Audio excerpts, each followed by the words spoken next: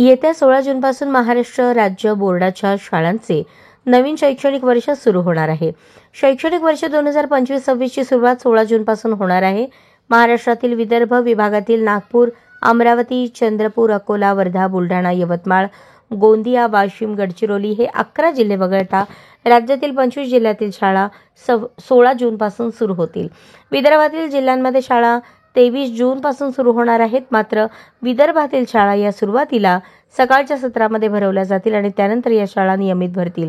म्हणजेच आता राज्य बोर्डाच्या शाळा सुरू होण्यासाठी अवघ्या काही दिवसांचा काळ शिल्लक आहे.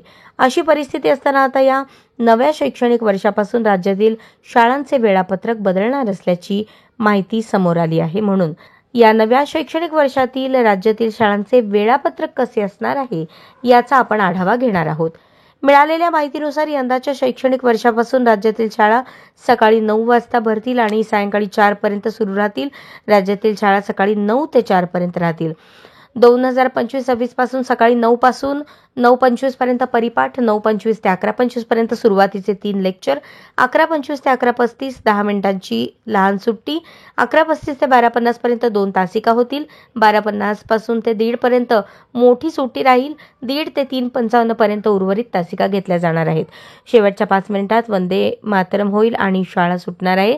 सदरचे वेळापत्रक येत्या शैक्षणिक वर्षापासून अंमलात आणले जाईल अशी माहिती समोर येत आहे.